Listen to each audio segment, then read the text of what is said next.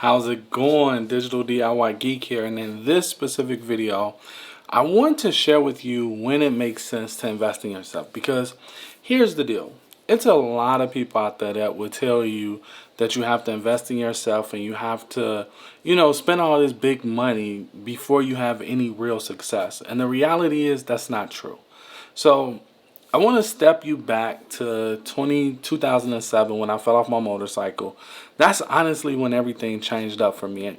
That's when I realized that at that time I was working two jobs. Honestly, I was living high on the horse. I had a motorcycle that I loved. I had a nice car. Both of them was a 2007. I didn't have any kids. So, I was living my best life at that specific time. And needless to say, I fell off my motorcycle, and because I never seen myself not being able to work, that never even crossed my mind that maybe I would get hurt and couldn't work, and I would lose my income. Well, 2007, that's exactly what happened. It was July 4th, 2007. I was in a motorcycle accident. I broke my collarbone. I beat myself up really, really good. And for me, that was really tough for me to go from being a person who didn't have to walk in a restaurant and look at a menu price to determine what I wanted versus then having to walk in a restaurant and base 100% what I wanted to eat based on the menu price. That was really, really, really, really hard for me at that specific time. So I promised myself I would figure out how to detach my time from my income. Now, fast forward to today. When I first got started back then, my very first business, I actually went to a hotel meeting. And at the time, I didn't know it was a hotel meeting. I honestly thought that I got free tickets in the mail and it was real tickets. So I'm like, oh, okay, I want to go. That specific time, the person I was talking to, me and her went, and I had $600 in my pocket. And my car note was $567. It was about 3 months behind. And the dude stood up, talked to us about how you can make money through grant writing, how you can learn how to write grant and get the government to give you money. And I was like, man, I want to do that. That sounds appealing. That sounds interesting. Well, at the end, he was like, it's $1,000. Well, obviously, needs to say, I didn't have $1,000. I just scraped together $567 so that to prevent Capital One from taking a car. Long story short, I didn't have it. I was very much so crushed about not having the money. Then the dude got up when I got up to get ready to leave because I was frustrated. The dude, it was a white dude, walked up to the room. I'll never forget. He gave by far the best hook I've ever heard in marketing. His exact words was, if you couldn't afford the grant writing course, I'm going to show you how you can make money to be able to afford the grant writing course. I mean, it was brilliant. He had me hooked. I sat back down. I watched him over the next 30, 45 minutes talk about how his son was making money on the internet leveraging drop shipping. He would go out, buy stuff, then he would sell it for bigger prices. And at the time, I didn't know that was, arbitrage. But now, obviously, I know it. And for whatever reason, I bought into it. And I looked at her and told her, if I have enough money, I'm going to get it. And to get everything up and going, I paid $500 for a merchant account. Back in 2007, 2008, we were still paying for merchant accounts. Mind-boggling how easy it is today. I paid $20. It was $19.99 for the 1-800 number that we needed to have for customer service. Then it was an additional $29.97 for the ongoing recurring monthly bill that they was charging us to use the auction software, because the idea was to have your own little mini eBay.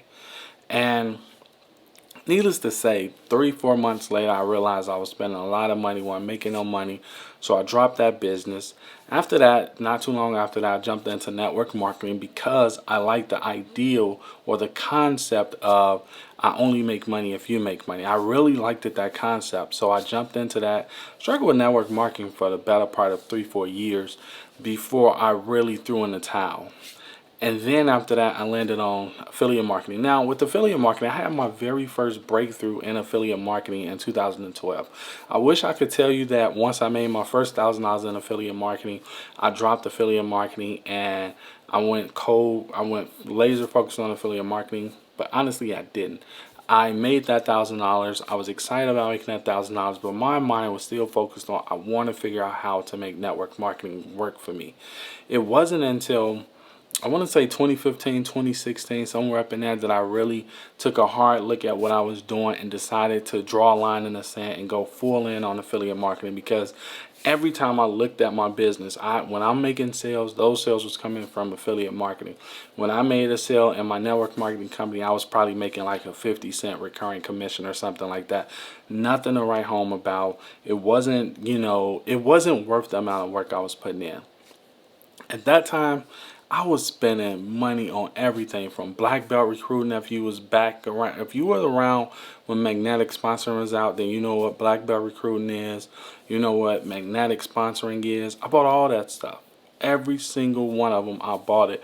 And honestly, I can't say the products didn't work, because you just couldn't get me to talk to people. I just wouldn't talk. I just refused to talk to friends and family about a network marketing company. I just couldn't do it. No matter how bad I wanted the success, no matter how much I wanted the success. So I decided to turn to the internet. And of course, they had My Lead System Pro. At that time, 2008, 2009, My Lead System Pro was huge on the scene. Today, not so much. But back then, it was a major contender. It had everybody going bonkers for it. So, long story short, I've invested a lot of money to get to where I'm at, to understand marketing at the level I understand it at, to understand how to cut these videos, how to color grade the videos. Heck, I just spent 300 and what was it? $297 about 2-3 weeks ago, just to learn how to color grade my videos better, to make them more appealing. Now, by no stretch of the imagination am I a colorist. However, I do understand the basics and the foundations of color correcting my videos now. And I spent an additional money on making sure my audio sound as good as possible. So I believe in, investing in yourself. However, the biggest mistake I made looking back is I would have $1,000, and if the product cost $1,000 for me to join, I would take that last $1,000 and invest it into that product. And by far, that is the worst thing you can do. Mainly because at the end of the day, if you take your whole budget and invest into the course, then what you're doing is, at the end of the day, is you don't have money for advertising, and you don't have money to buy the software and tools that you inevitably going to be recommended during the course. So as a result, you wound up being you basically be stuck doing everything yourself, because that's what I found with myself. I was stuck doing everything. I had to be the content creator, I had to be the editor, I had to be everybody. And don't get me wrong, as a solo entrepreneur, when you're first getting started, you're going to learn a lot of different skills. You're going to wear a lot of different hats. But at the end of the day, I don't think one of the skills you should learn is how to, basically drive traffic with no money. That's a recipe for disaster. So I wholeheartedly recommend you focus on taking half of your budget, putting it towards your learning, and the other half putting it towards your marketing. Because my biggest mistake looking back today is I would go out, buy courses blindly, and have no clue what I was expecting out of that course, and have no clue how I was going to promote or sell that course to recoup my investment. So at the end of the day, start where you are. With Funnel Hacking Live, as you know, that's where I'm at right now. That's where I'm cutting all these videos from for the next couple of days. Funnel Hacking Live cost $1,000 to come down here. Then it costed like an extra $79 or something like that. Because if I'm not mistaken, my total was like $1,074 or something like that. And I will show it to you, but my phone is over there, so maybe I can pop it up on the screen or something. But yeah, so it was like $1,074 or $1,079, something like that. And honestly, when you include that, and then you include the price of this hotel, like the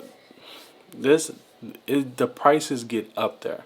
When you get done with everything, you're easily out of around $3,000 to come to Funnel Hacking Live after you spend $1,000 on the ticket to get here. Then you spend, well, I'm down here for 6 days, so if you come down here for just the 4, then it'll be a little bit less. But I'm down here for 5 nights and 6 days. Then you pay for, your transportation, which is your flight. Then I've been Ubering ever since I've been down here. I mean, heck, just to get from the hotel to here was $70. So now, in all honesty, I didn't understand that he wasn't a taxi driver. He happened to be one of those black riders that charge a little bit more expensive, which I wasn't tripping because it was a change of pace. It was something different. It's something I could say I'd done. So it wasn't that big of a deal. But the point is, two things I want you to understand. One, if you're looking at your business, if you're in a business and you're starting a business and you're not where you want to be, or you feel like your business is capital restrained, the number one secret, the number one thing I can tell you to do is go get a second job. Now, might not sound sexy, it doesn't sound gratifying, I get it.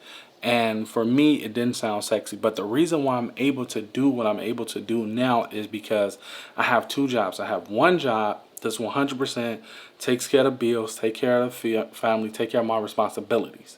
Then I have my second job, which that job, all that money goes into the business account. And the way it's divvied up, because it's already tax taken out, so I don't need to pay taxes on that money again, is 50% towards whatever it is I need it to be, and then 50% towards whatever I want to spend it on as far as traffic go. And that's what it boils down to. You want to make sure you're taking the time out to make sure you're focused on having a secondary income. I know some people say they don't want a second job, and like I say, I know it's not sexy, but if you want to be able to come to events, or you want to be able to move faster in your business, then you want to make sure you're focused on bringing in cash flow so you can redirect that cash flow in your business where it makes sense at.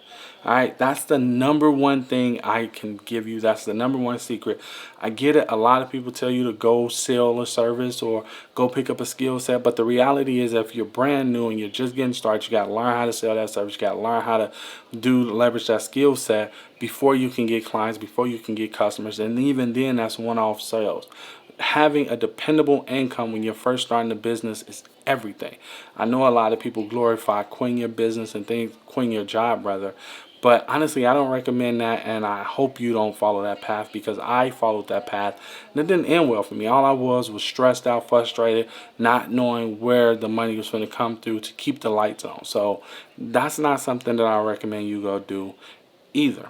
So at the end of the day, long story short, two things you have to understand. One, you can invest in yourself and not go broke. You don't have to have a $2,000-$3,000 course, because 9 times out of 10 you're hitting above your weight class. And when you're hitting above your weight class, imagine it's like a 100-pound dude in a ring with a 500-pound person. Those two people should never fight professionally against each other, because it's just a mismatch. So if you're brand new and you go out and spend $2,000 on a course that's not meeting you where you are, but you have to jump all the way up here just to be able to implement that course, then you're trying to hit above your weight, and that's not going to work. So start with where you are and build up slowly. Then the second thing, which in my personal opinion is the biggest takeaway that I can give you, is if you're not moving as fast as you want in your business, go pick up a second job to fund your business, so you can move a little bit faster, so you can have that flexibility and that comfortability, and you're not so much focused on or worried about or stressed out on when you're going to start making sales. And that way it's not showing up in your marketing and it's not showing up in your content. All right, so with that being said, that's all I got for you today. If you enjoyed this video, make sure you give me a thumbs up, and if you haven't subscribed already and you want more content like this, make sure you click the subscribe button. This is the Digital DIY Geek. Till next time, later.